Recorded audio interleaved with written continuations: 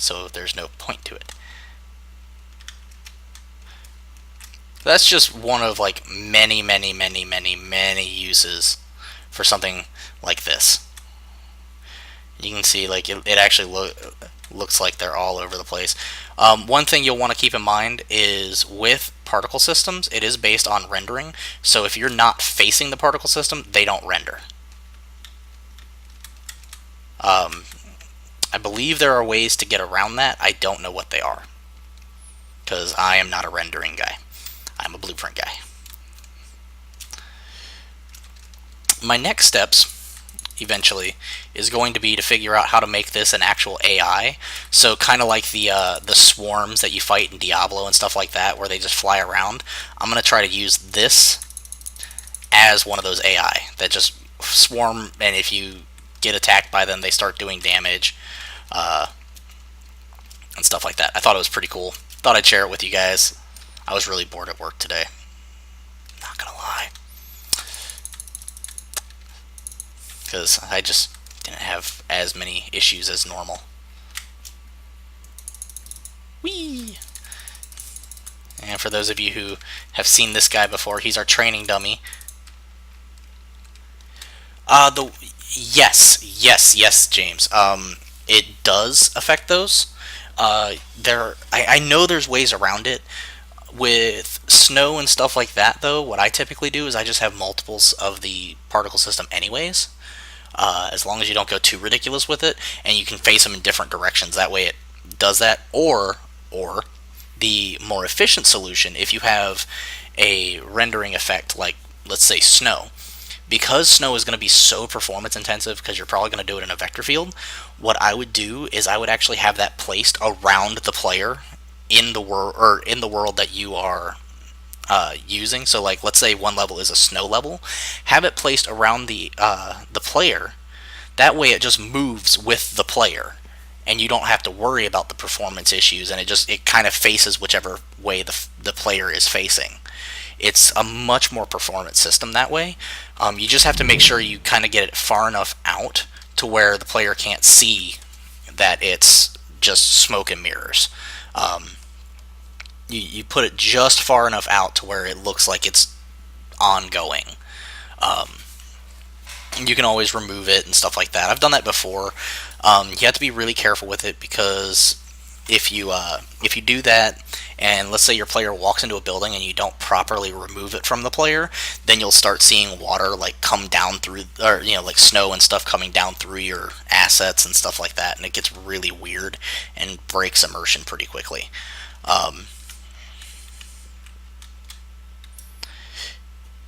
It's pretty fun. I like this. And like, you can't even tell it's a crappy little texture either. They're flying around so fast, it's hard to actually get in there and be like, oh, that thing looks like shit. Why would you ever use that texture? Why? Because you can't tell. And what's even better is because we can change the material here. You can make it look like various types of bugs, like change the color a little bit. Yeah, kind of, James. Either a sphere or a box, just something to create a field in, basically, that you would keep that going on in.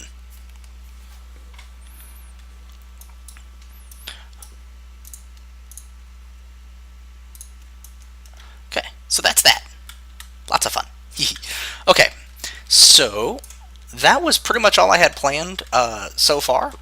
But I got an email from one of the guys who's been in the stream before, and he had a interesting question, which is actually spawning actors based on mouse location.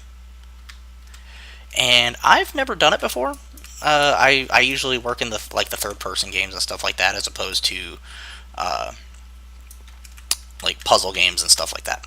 But we're gonna try. So let me open.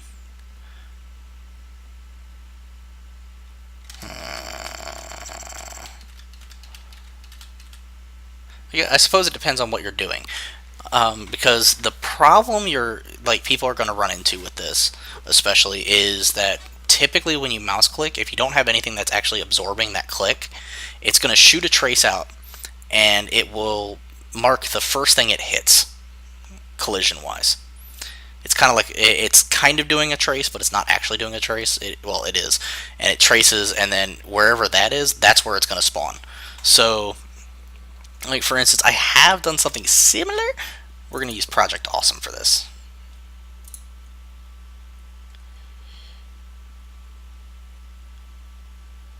Yeah. Yeah, James. With that, I would definitely suggest you want to make sure it's out of it's far enough out to where it's reaching the kind of culling distance, so that it's it's affecting where the limits of the player's view are. That way you don't see edges and stuff like that.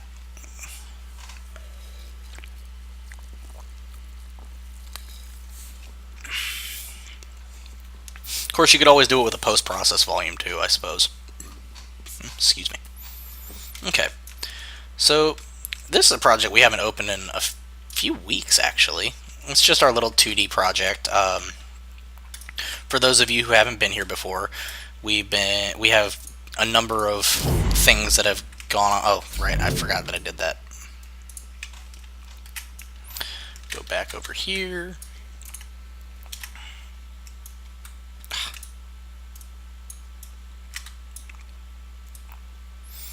So, got a number of things, like we've got coins that we can pick up, and if you get a certain amount, I think the amount was 5, you get a life.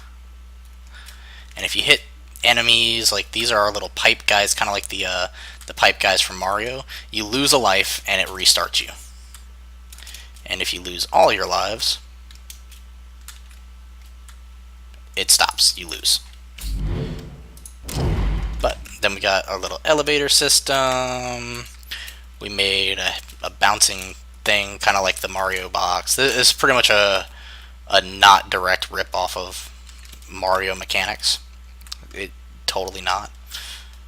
Over here we got a Goomba thing, where if you hit them from the top, they'll die, but if they hit you from the side, you'll die.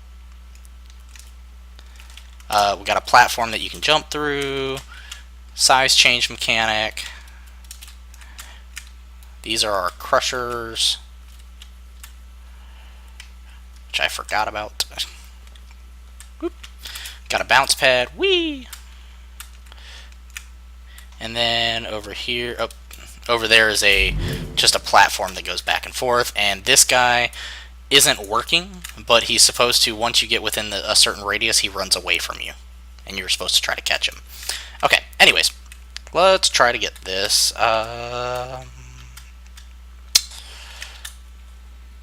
Actually, let's not use it. Let's use a puzzle. It'll be less distracting if we do it through the puzzle. Don't save. I completely forgot what all we had done in there.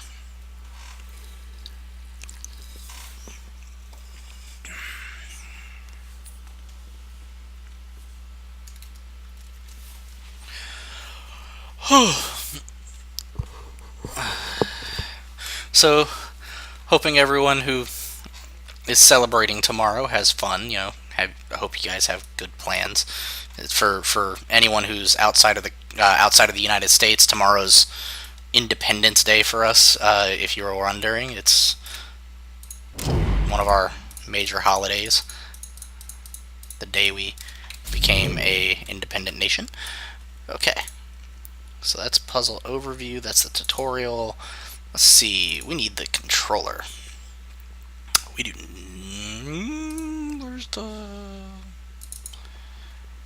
Where's all the information that.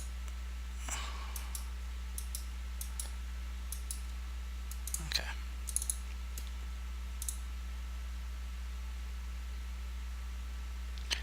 Where, oh where? Don't need class defaults.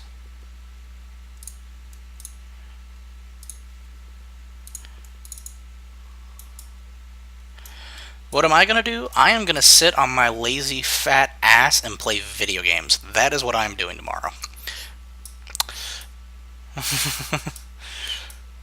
Because my car is currently broken, so I can't do anything. Okay, so this is the grid.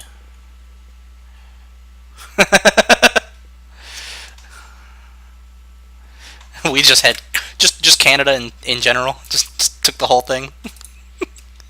I'm kidding. Let's see. I've never really tried this way, and that's not working. Okay, so we're just gonna make it through the level blueprint because I figure it'll be probably easier.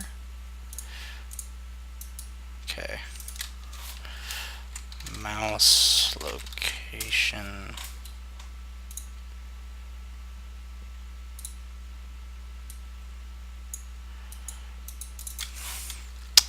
We want to enable input.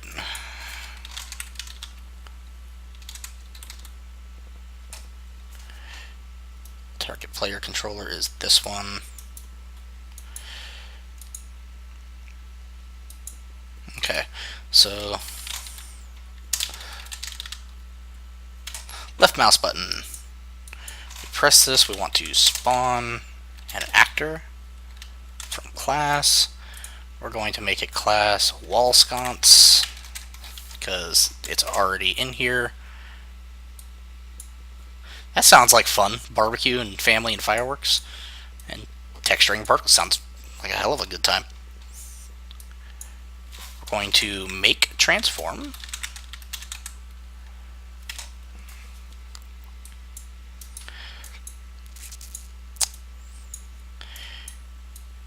And let's try this first to see if this works.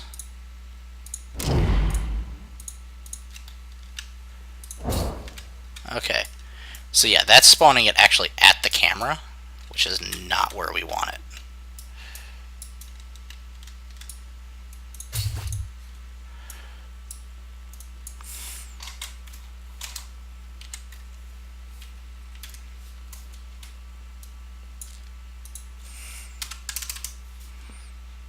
I'm going to try this.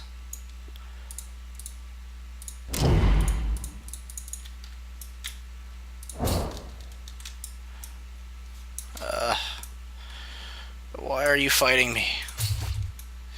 Curse you.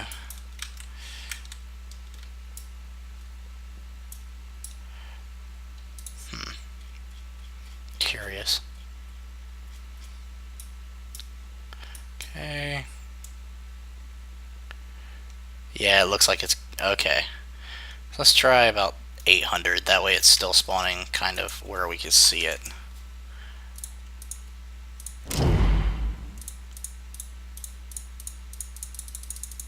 Is it getting the camera location? Ah. Go back to this.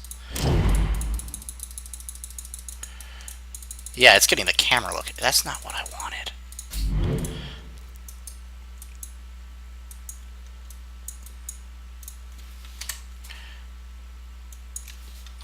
Get mouse position.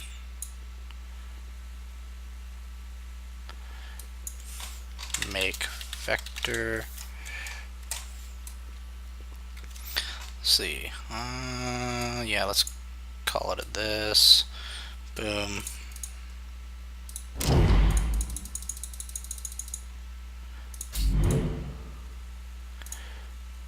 Z. I need to get the camera location.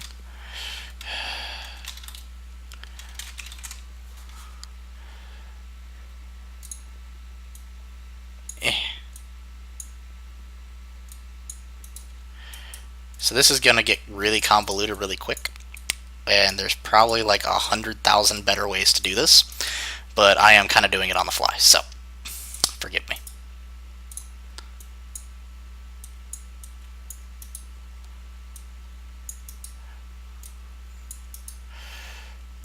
just need the Z from this.